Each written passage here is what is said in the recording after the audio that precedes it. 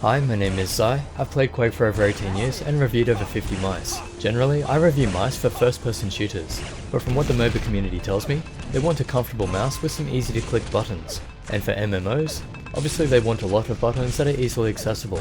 My theory is that if I can change weapons in Quake using the buttons on the mouse, they should be easy to use in MMO as well. Most of them are good, but I'll explain as I give you the tour of the mouse. First, it's an ergonomic design with SteelSeries switches, rated for 30 million clicks. And it weighs about 129 grams, which puts it in the brick category. It is quite heavy. However, most MMO mice are about that weight. This one has the buttons around the mouse instead of all on the side, so there are none on the right, just a rubberized grip. Although there is an extra next to the right button.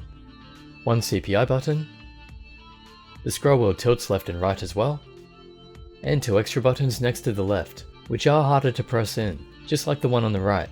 That's to help prevent accidental clicks. They're all fairly easy to reach, except the one on the front, which takes some getting used to, and the rest are on the left side.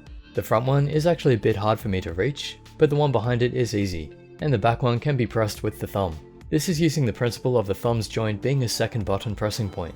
So the tip of your thumb presses the front buttons, the joint of your thumb presses the others, and that's why you're meant to rest your thumb here, using the tip to pick it up, and this back panel is actually a button.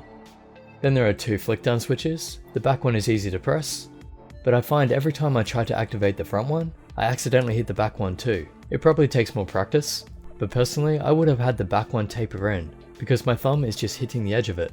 If you don't want them to be buttons, you can lock them from underneath with this switch, and then they move slightly, but they don't activate. As for the shape, the button slope feels kind of steep, making it a hard fingertip grip, and the hump is toward the back. By the length, it's a medium mouse, but by the width, it's quite big.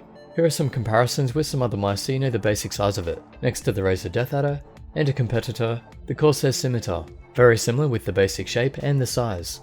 For measurements, the grip width is roughly 7 cm, the base length is about 11, and the height is about the standard 4. As it's not an FPS mouse, this size guide is more about overall comfort and ability to use the buttons. I think for palm grip, it doesn't quite fill my palm, but I also find some of the buttons are a bit hard to reach at times. That's with roughly an 18 cm hand, so maybe 17 to 19.5 cm would be okay. And for claw grip, maybe 17 to 20.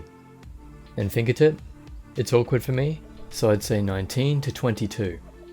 The weight distribution feels more toward the back, between the thumb and little finger, so it felt fine in game, even when lifting the mouse a lot in Quake.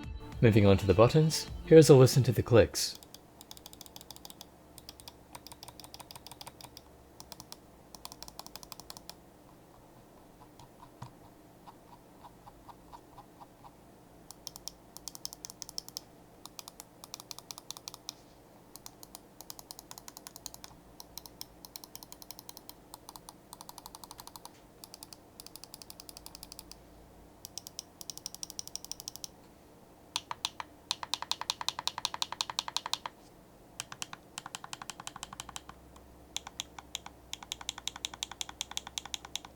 Left and right feel fairly standard, or they do feel like they have a bit of a bounce.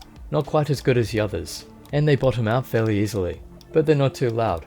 Mouse 3 has very little travel and is fairly quiet. Scrolling up and down is smooth and almost silent, very little resistance on the steps, so that's great for browsing. All the side buttons have a similar and good feel, for plastic, without much travel. The CPI button is thin and out of the way, and the buttons next to the left and right are a fair bit harder to press in and louder too. In the latency testing, neither test is accurate, but the G403 has a slight advantage, although in one of them, the Rival 500 had the advantage, so there's not much in it, and I had no issues with latency in game.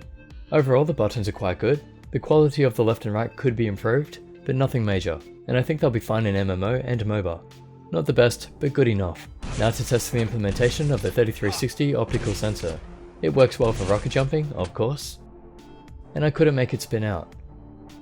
Even using the tilt slam test, no problem at all. Zooming in for the sniper test, it tracks pixel by pixel, and does smoothly as expected at 400 and 1600 CPI.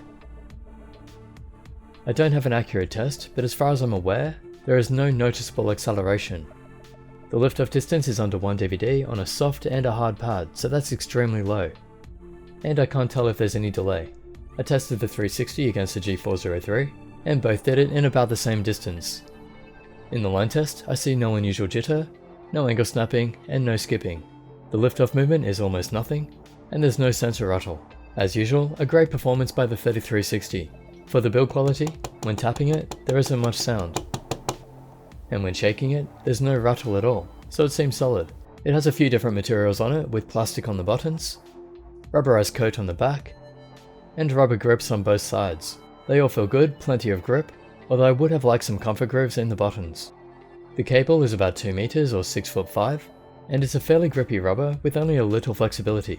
Not the best cable, but in a mouse bungee, it didn't give me any hassle. And there are 3 ledge mouse feet that glide smoothly. In the software, you can rebind the buttons to keyboard, macro, media, and also mouse. Or some other options: deactivate, launch application, and a few others too. When recording macros, it detects button clicks as well as keyboard commands. And you can set the CPI from 100 to 16,000 in increments of 100. It's an RGB mouse, and you can set up your own gradients. It also has onboard profile storage, and there are tactile alerts, but I think they still need more games to support them. Now here are some highlights while I give my conclusion. You could use it in first-person shooters if you didn't have any other mouse. I wouldn't compete with it though, unless you like the weight and shape. It's most suited to MMOs, but they market it as a MOBA mouse as well. I don't play either, so I'll leave that to you to figure out. I've enjoyed using it anyway, and for what it is, it's quite good. But everyone is different, so hopefully I've said enough to help you decide. A big thank you to SteelSeries and MWAVE for sending this out for review. I'll leave the usual links in the description if you want to help support the channel. And as always, subscribe, like, and share this video, and I'll catch you in the next.